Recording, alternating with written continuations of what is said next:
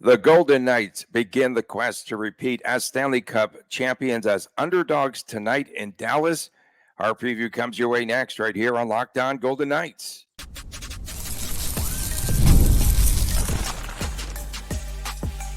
You're Locked On Golden Knights, your daily podcast on the Vegas Golden Knights, part of the Locked On Podcast Network, your team every day. Hi again, everyone. Tony Cardasco, Chris Golick from Las Vegas. Thanks for making us your first listen each and every day. We appreciate you doing so. Make sure that you subscribe to our YouTube channel, Locked On Golden Knights. We are brought to you today by FanDuel. Go to FanDuel.com/LockedOn. And right now, new customers get $150 in bonus bets guaranteed. The magic number for a VGK repeat would be 16 games starting tonight in Dallas. These are different teams right now, especially the Golden Knights, since the last meeting back on December the 9th. VGK with all those additions that we know at the trade deadline with Tomas Hertl, Noah Hannafin, Anthony Mantha, Chris Tanev bolstered their defense for the Stars, as we know. And on Saturday, Kelly McCrimmon announced the return of Mark Stone to no one's surprise. He's recovering from that lacerated spleen. Alex Pietrangelo had his appendix removed. We finally found that out. Well timed to get back for game number one, by the way, of the playoffs. We can also expect the return of William Carrier, who's been out for about a couple of months. Chandler Stevenson, who missed games late, he will also be back. VGK, Chris, at full strength. And I call them right now, could they possibly be VGS, the Vegas Golden Sandbaggers? It's funny you mentioned Sandbaggers as we were talking offline about our bowling stuff this week.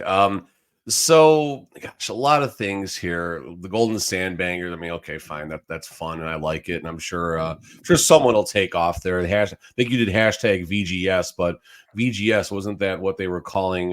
Is that what ESPN called the Golden Knights? Yeah, remember like a couple of seasons ago on TV. Yep. So, I mean, let's dive right into the Stone stuff, obviously. That's the big news of the weekend, and we'll just kind of take it from there. Got to start by giving a ton of credit to Ken from Sinbin for asking a question that a lot of people just have been skirting around. And Ken dove right in, not even concerned about the repercussions. So good job on Ken. I'm just going to quote this conversation right now. Was there ever a plan for what to do if Mark Stone made it back before the end of the regular season? That's from Sinbin. Kelly McCrimmon's answer: the information we had was it was going to be 3 or 4 months. It was never revisited. It was much later that we knew anything more about his spleen and how it healed. So just diving in right there to that comment, 3 or 4 months. This injury happened, February the 20th? February the 20th is when the injury happened. Today is April 22nd, 2 months and 2 days. Mark Stone is back. Okay, fine. This is where I'm with the other fan bases. This is where I understand when you look at the moving target here of a 3 to 4 month injury, but then all of a sudden it winds up being 2 months and 2 days. Like, I get it. I get it. I understand why other fan bases are concerned about this. And you look at Mark Stone's back injuries and stuff. The same thing happened the last 2 seasons where he wound up missing very long chunks of the season. Made it back in the regular season 2 seasons ago. Didn't matter. Golden Knights missed the playoffs. So to continue Kelly McCrimmon's discussion now, he went on to call a situation ironic that Stone had been injured and missed the end of the regular season each of the last 2 years. Says the NHL is privy to all medical information. They monitor the situation with respect to LTIR. In respect to what they knew at the deadline, McCrimmon said the doctors he spoke to told him he had a stack of research this high, pointed about 3-4 inches off the table. That's a 3 to 6 month injury. And then he had a stack of papers that was about this high, that was an inch off the table, that said it could be less. So that sets the table for Kelly McCrimmon's perspective and his explanations of the injury. So I think we'll just let Tony go for a little bit here. I'm sure Tony's got a perspective, then I'll give a perspective. So Mark Stone had a grade 3 spleen laceration, according to McCrimmon. Dr. Dasko says that the injury takes an average of 75 days to heal. So That is not 3 to 6 months, Mr. McCrimmon. But 75 days is still within the right window. It's within there. Okay, great. Okay. About 84% recovery rate in 2 to 2.5 months. It was listed as a moderate injury, not severe. Moderate is grade 3. I looked this up on whatever RX that was, or whatever. You're I was backing up looking at. VGK right now, to be clear, for a second, but I'm sure this is going to change soon. What?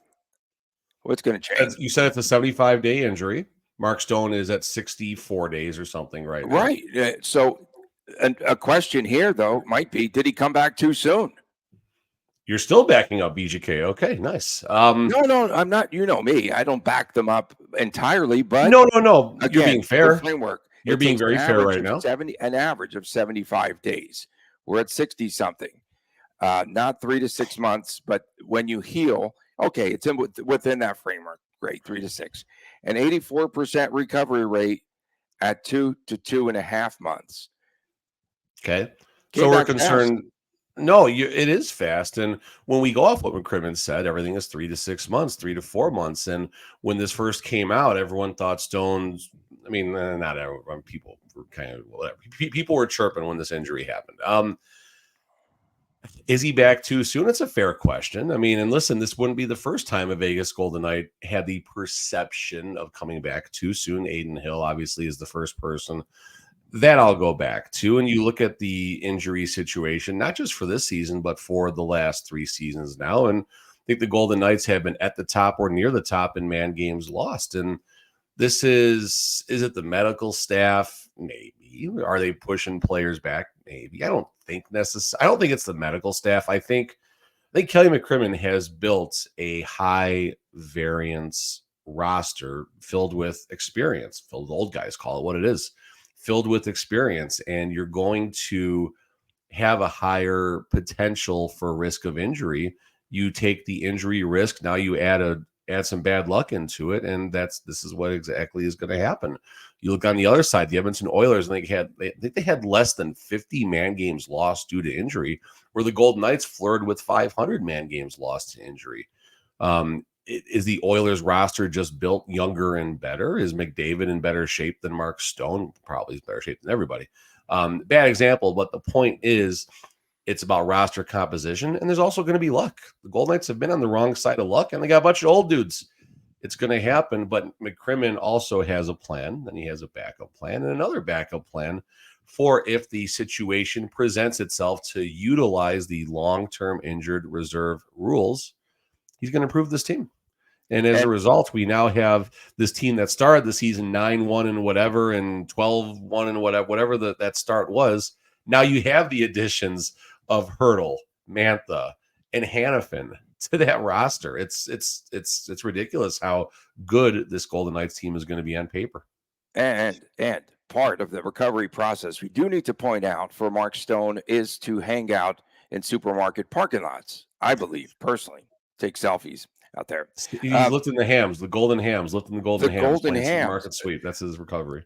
On Sunday, Anthony Mantha was back on the ice also, so he's back. Everybody's back. It's a party. Okay, how do you time out the appendix injury, though? Down to the wire to the day. I think the first thing I should start by saying, it was April 2nd, I think. Yeah, since he's been out. Right, but just rewind for a second. Based on reading between the lines, what I had heard from no tea leaves, thank you. Sources. What's that? No tea leaves. Don't read the tea leaves. But we were talking about COVID and stuff, and I was pretty keen. That's what it was based on what I had heard. And initially he was sick. Right, but if you read the recent quotes, it was non-COVID all along. That's what McCrimmon said. Oh boy! So if that's the case, and I was wrong, and I will retract. I will virtually retract my COVID stuff. So, but I mean, yeah, how do they time Alex Pietrangelo down to this? It's pretty good. I mean, listen, I think an appendix situation is probably a little more predictable than although the spleen was pretty predictable too, at least if you ask the other 31 NHL fan bases. But an appendix situation, I'm not a doctor or I don't play one on a podcast, but I think that's just a much more common situation. And definitely you add in the fact that we're talking an NHL professional athlete, the timetable is going to be pretty quick and they can get that down to the day. Okay, so McCrimmon did say that the NHL is 100% involved with the team doctors on injuries. So I have to ask this question. Did they put the NHL up at the Four Seasons like they do with the referees when they come into town? That's pretty funny. I mean, listen, I get what the fan bases are saying, and from afar it looks bad. And you put any random tweet out about the Golden Knights right now, it could be something as simple, hey, that was a good shift by Zach Whitecloud, and all of a sudden, you're gonna get a comment about Mark Stone being out there. Like that's the wildfire that are the Golden Knights right now. And I head up and back with someone about something, and I ended the conversation with the Mark Stone LTIR stuff was just like throwing a Molotov cocktail into a swimming pool filled with rocket fuel. Like that's what's happening right now with the Golden Knights as far as just how much of a magnet they are to all this stuff. But we'll see. I mean, listen, like Kelly said, everything that the Golden Knights do with respect to their lineup is closely monitored by the NHL. The NHL has the medical records. They can talk to the surgeons. They can pull whatever piece of information that they need. Now, could Mark Stone have played game 82? That's a fair discussion right now. That's a very fair discussion. And to compliment Ken again, that was a great question. But at the end of the day, the Golden Knights, with their situation with the surgeons and the surgery and Mark Stone's recovery timetable, they painted the right picture in all this. They painted the right picture that got Mark Stone out through game 82, allowed them to utilize their additional assets through the salary cap, through the available salary cap, and off they go. So is that stretching the rules? Okay. Is that not within the spirit of the salary cap? I don't give a poop. I don't care. That's what the rules are. And the Golden Knights are following the rules. Are they stretching the rules? Sure. Are they getting a little bit kinky, which happens in Vegas? Absolutely. But at the end of the day, show me a rule that was violated. That's still what I go back to when the chirps come. Show me a rule that was violated. Do it without saying spirit of the cap. Do it without saying Gary Bettman wants Vegas to win. Just tell me what rule was violated, and it'd be great. Since VGK won back on December the 9th, the final game of the season series against Dallas, VGK won the season series. By the way, 3-0. Dallas 37-13-6. 37-13-6. VGK, the 8th seed in the West, 27-24-3. And if this were the NBA, Chris, this would have been a team in a play-in game. Let's just call it what it is, an 8th seed. Coming up next, reactions to the projected VGK lines tonight, and most importantly, who will be in net. That comes your way next, right here on Locked On Golden Knights. It's playoff time in the NBA and the NHL. Baseball in full swing, and FanDuel is your place to bet on every single game. Right now, new customers get $150 in bonus bets guaranteed. That's $150, win or lose. Bet on everything from slap shots to home runs to slam dunks. It's all in the app that is safe and secure and very easy to use. What are you waiting for? Visit FanDuel.com/lockedon and make it your first bet automatic and automatically a win. FanDuel, America's #1 sportsbook. We are brought to you by Policy Genius, where you can find life insurance policies that start at just $292 per year for $1 million in coverage. Some options offer same-day approval and avoid unnecessary medical. Policy Genius is convenient. It is time-saving. It helps you to compare your options from top companies, and their team of licensed experts is on hand to help talk through everything. Talk to the team of award-winning agents who will walk you through the process step by step. And you might not be as well covered as you think. Your work life insurance policy may not offer enough protection for all of your family's needs. And even worse, it may not come with you if you leave your job. So Policy Genius gives you unbiased advice from a licensed expert support team. They're really good and thousands of 5-star reviews. Check life insurance off of your to-do list in no time with Policy Genius. Head to policygenius.com/LockedOnNHL or click on the link in the description that you see on the YouTube channel, and you will get free life insurance quotes and see how much you could save. That is policygenius.com/LockedOnNHL. Back on this edition of Locked On Golden Knights, Tony Cardasco and Chris Golick from Las Vegas. Thanks for making us your first listen every day. We appreciate you doing so. And of course, subscribe to our YouTube channel, Locked On Golden Knights. A couple of shout outs today on this Monday morning edition. First of all, we know that things are rigged with McCrimmon and VGK, so shout out to Bad Decisions. And then shout out to your good friend Kevin, who's a fan of this show, who said hello the other night at the Vegas Thrill game. So it's good to catch up with him. Nice dude. So it's great family to have. Like I said, we've been together in the back of 217 since day effing one, having a good time. And yeah, it's our little family in the back of 217. It's a lot of fun. Nice dude. And nice to meet him the other night. And as we mentioned on Friday, whoever is in net for VGK, the first game of this series for the Golden Knights, they are going to have to face a Stars offense that is improved. As we mentioned, Balance scoring 6 players over 60 points this season. And VGK fans are screaming, oh my goodness, that Vegas Bjorn is so good, 60 points. Well, there are 6 players, folks, that scored 60 points or more. VGK just 3. Okay, just going to stand that. Shut up, Tony. So who will be in that for VGK tonight? I was initially going with Aiden Hill. And Hill last year in the playoffs, he shut out the Dallas Stars twice in the 4 wins for VGK.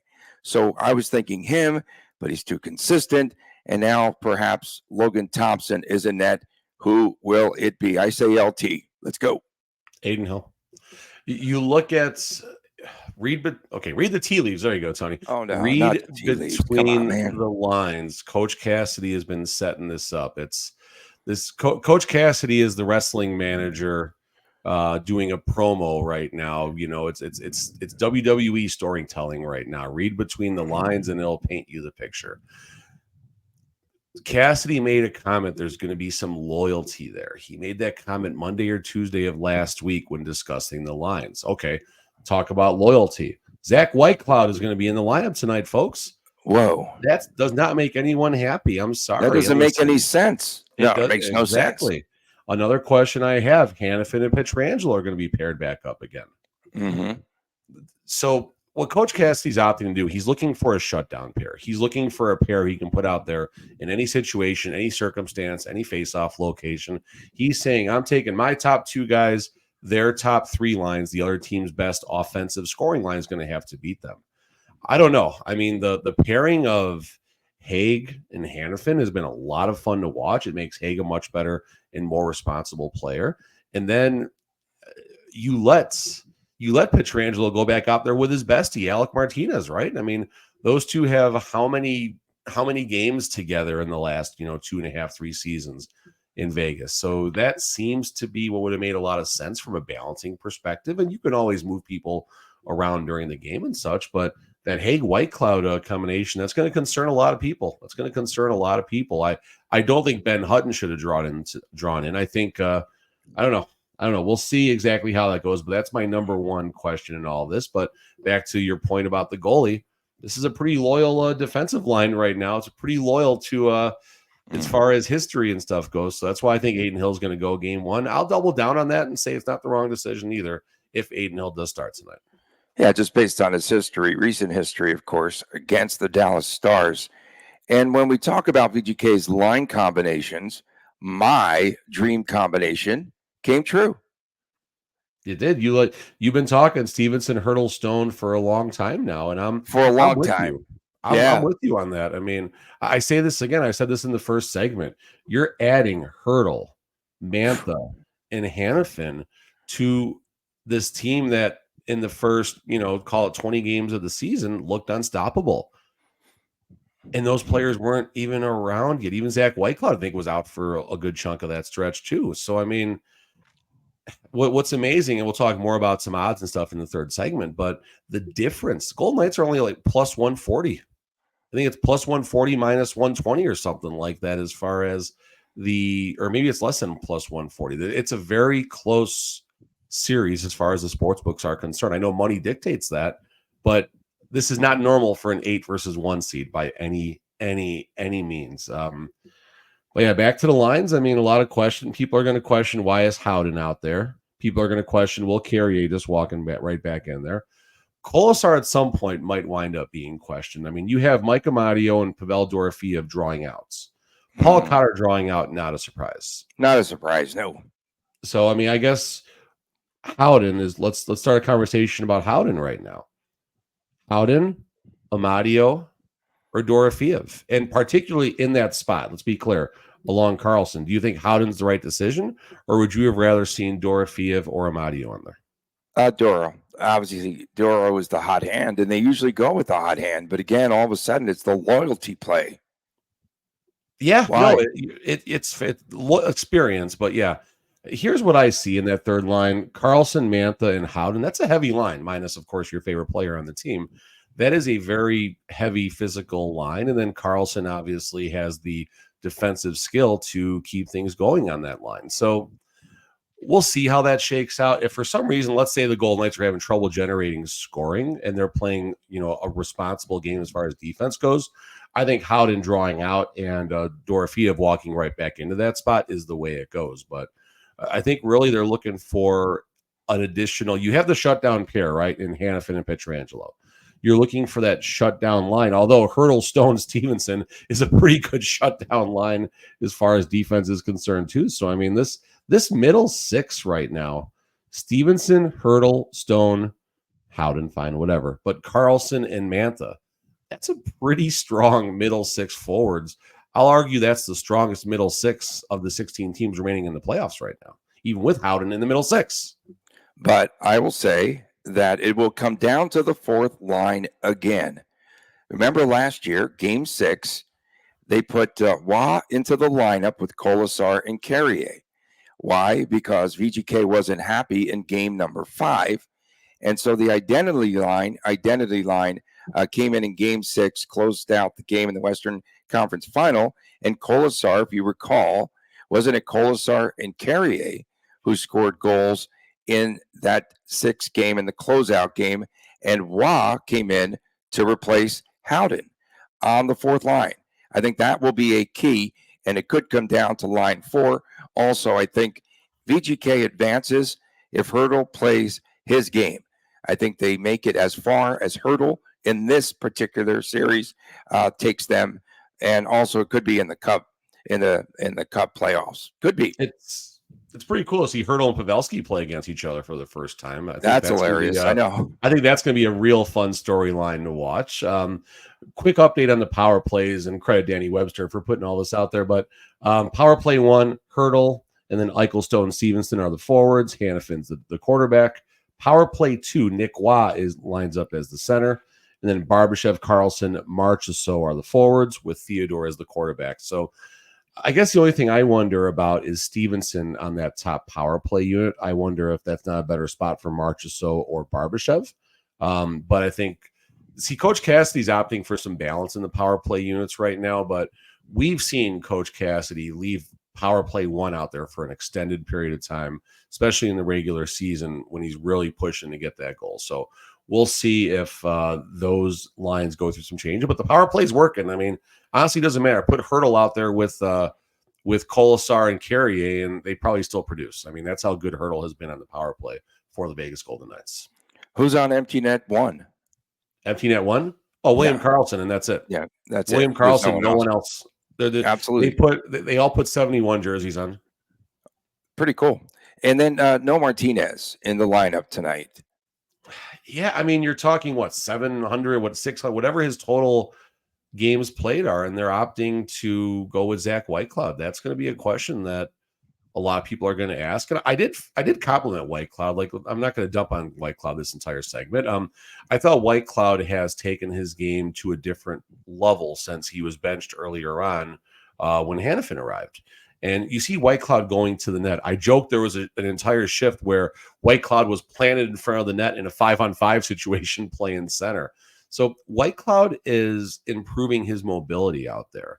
And now with being back out there with Nick Hague, he can be even a little bit more creative because Hague's going to be back. Hague is going to hang back. He'll be the first defenseman back off the rush, and Whitecloud can kind of go do his thing. And I mean, you're not going to get a Shea Theodore, production out of Zach Whitecloud, but Whitecloud changing his game a little bit, and that's a full credit to Whitecloud. So maybe Whitecloud is the better way to go. And maybe Martinez is fighting something. Maybe Martinez does have a small injury, and they're just opting with the health right now. So, I mean, listen, Cassidy's hand is heavy. He's got a Stanley Cup ring on it. He knows what he's doing. So trust the process. Trust the process. Coming up next, we have our locks of the night and of the series. That comes your way next right here on Locked On Golden Knights. Gametime is now an authorized ticket marketplace of Major League Baseball, which makes getting tickets even faster and easier for MLB. Prices on the Gametime app actually go down the closer it gets to the first pitch, with killer last-minute deals, all-in prices, views from your seat, and their lowest price guarantee. Gametime takes the guesswork out of buying MLB tickets. Don't forget that you could also purchase VGK playoff tickets on Gametime today. And last-minute tickets, flash deals, zone deals. That's what you will find on Gametime. Easy to find and buy MLB tickets, and for every kind of event in your area. Right here in Las Vegas, you could find so many with a lot going on. I like the all-in pricing that they have. Toggling this feature shows at the total up front. It shows the total of what it's going to cost as soon as you make that move, and no surprise fees at checkout. Gametime ticket coverage, your purchase is covered with the most flexible customer service policy in the ticketing industry. Take the guesswork out of buying tickets today with Gametime. Download the Gametime app, make sure that you create an account, and use the promo code LOCKEDONNHL for $20 off of your first purchase. Terms apply. Again, create an account. Use the redeem code LOCKEDONNHL for $20 off of your first purchase. Download Gametime today. And last-minute tickets, this is where you can find them at the lowest price, guaranteed.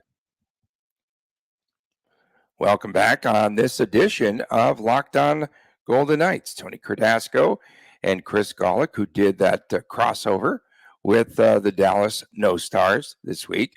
Did you reference them as the No Stars? No? Okay. I might have. Your microphone is off, bro. Off. I'm muted. I censored myself. No, Joey was a good guy. It was fun interacting with him. Yeah. We had a nice time, and kudos. And so we had a special Sunday edition there of Locked On VGK. We had 7 days of Locked On last week. We had 7 days. Okay, and don't forget Fridays WTF. That still stays intact even through the postseason. It's WTF postseason edition, and on Saturdays we've got the Chris Jr. show, and Mr. Old Navy himself. Little Chris is in the house today. So let's get his prediction first. First on tonight's game and then on the series. Are you ready to roll, Little Chris? Get in there, buddy. What's going to happen tonight? I think Dallas has it today. I think it's going to be a good win, 5-2 Dallas.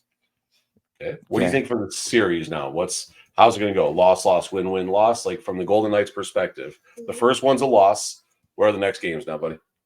Loss, win, loss, win. So you're taking Vegas still in 6 games.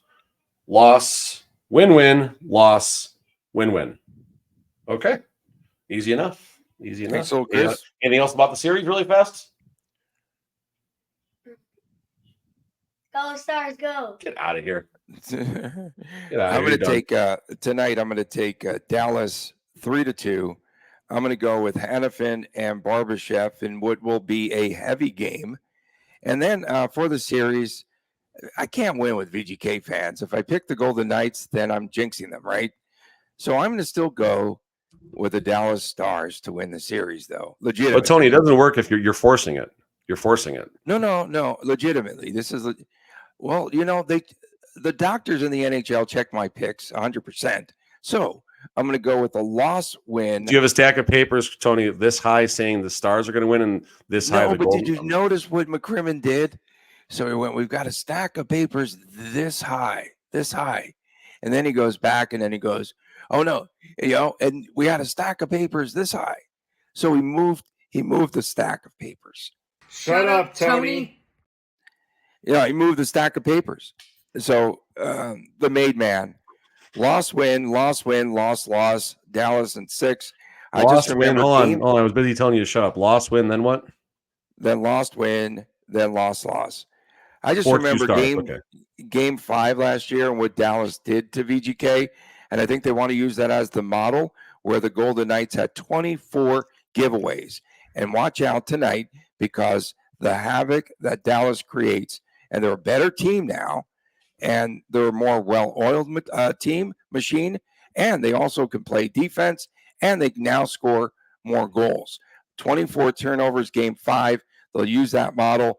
VGK is going to be sloppy tonight, and that equates to a Dallas Stars win in game 1. Last season, game 1 against the Jets, Golden Knights just got Mark Stone back, and, Stone needed a game. The horse needed to start, Tony. Well, tonight you have the Golden Knights icing a completely different lineup than they ever have in the entire regular season.